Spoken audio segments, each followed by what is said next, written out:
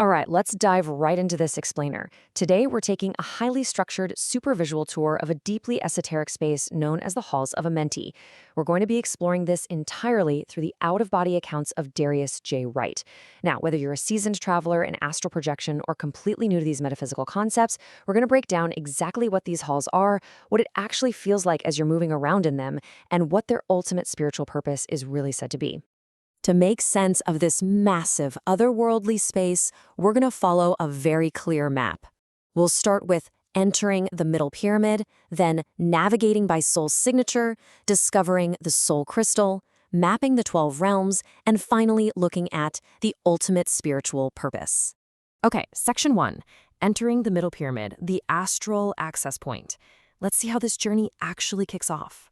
So Wright describes a very specific sequence to get into this space. And no, you don't need to book a flight to Egypt. It happens entirely internally. It all starts with hitting a deep state of sleep paralysis. From there, he actually exits his physical body, literally looking back at it. Then things get a bit wild. He experiences a bizarre environmental cue. He walks over to a mirror in his room, and suddenly his sink faucet starts pouring out this thick, red water. He notes this strange visual is actually an undeniable indicator of a massive frequency shift. And instantly after that shift, boom, he arrives directly inside the middle pyramid where he's greeted and guided by his deceased Uncle Bob. Now, before we actually walk down these halls, we really need to define what they are. In Wright's framework, the Halls of Amenti aren't just some ancient myth. They are a fully accessible, energetic depository of Egyptian and Atlantean records. According to his account, this incredibly vast archive is housed right inside the middle pyramid, and it contains history and wisdom from way before the event we usually call the Great Flood. Basically, it's the ultimate archive of humanity's true, forgotten history. Moving on to Section 2, Navigating by Soul Signature, or the Rules of Access. Once you're inside, how do you actually get around? Well, Wright describes the architecture as having 3 distinct halls.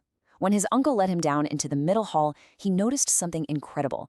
Every single passageway was completely open. I mean, no physical doors, no heavy locks, no gates, no guards, nothing. Just imagine walking down a grand, ancient corridor where absolutely nothing is hidden from you. It's entirely open and inviting. But, there is a very specific catch to how you actually cross those thresholds. And that catch is your energetic signature. It literally dictates your navigation. If you try to walk into one of these rooms carrying an energetic signature rooted in fear, you're blocked.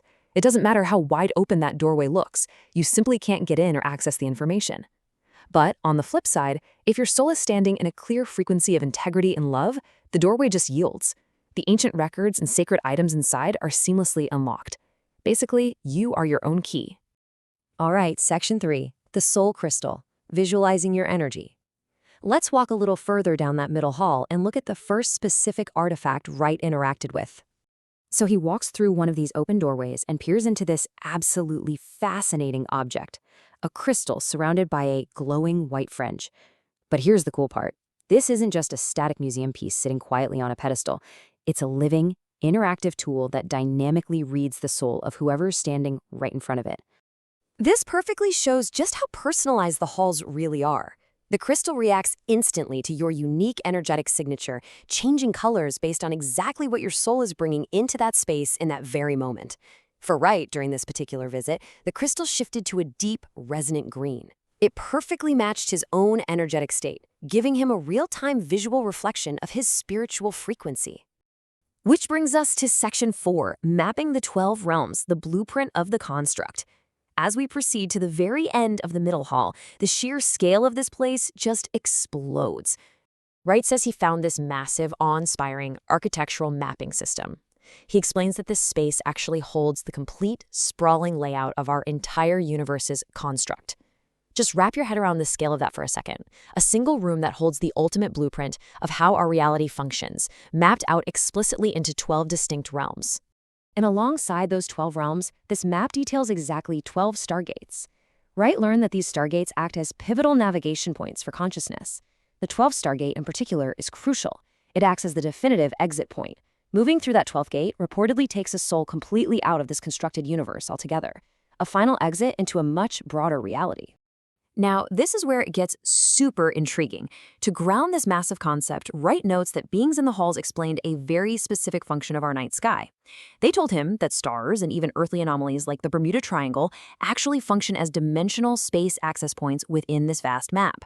So in this framework, the pyramids are aligned to the stars because those stars are fixed gateways connecting different spaces within the construct. It has nothing to do with time travel. It is entirely about navigating dimensional space.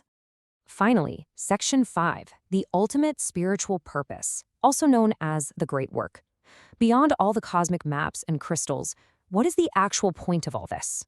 Well, Wright's uncle taught him that the overarching goal behind everything happening in this astral space, their core mission, is called the Great Work.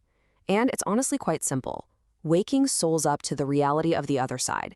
It's all about gently reminding people of their eternal home so they don't stay lost in the heavy amnesia of our physical world. According to his account, this eternal home is profoundly peaceful. We're talking a complete absence of loss, loneliness, or despair. And there is zero judgment there, none at all. The other side exists purely in a continuous, unchanging state of eternal, unconditional love. It is quite literally a complete spiritual sanctuary. Now, impartially reporting his views on how this contrasts with the life here on Earth, Wright came to a really powerful realization. While he was exploring these realms, he experienced immense self-inflicted pain when reviewing moments in his physical life where he actively withheld love from others. That pain didn't come from some external judge, right? It came entirely from himself. This led to a core universal law taught in the halls: you cannot have unconditional love with a judgment. Building on that, Wright observes that many human systems and religions have actually distorted this truth over time. From the expansive perspective he gained in the halls, he notes that utilizing fear and the threat of judgment is really just a mechanism to control the ultimate expression of the soul. Anything based in fear just creates limitation and loss, moving people further away from that fundamental truth of unconditional love that defines our real home. So, as we wrap up this astral architectural tour of the Halls of Amenti, I want to leave you with a provocative thought, one that's directly tied to the very mechanics of this space. Think back to that open doorway and that interactive white-fringed crystal we talked about. If you were to walk the Halls of Amenti today, what color would that crystal reflect for your soul signature? It really makes you wonder how your daily choices in love, fear, and integrity are shaping your own personal reality right now.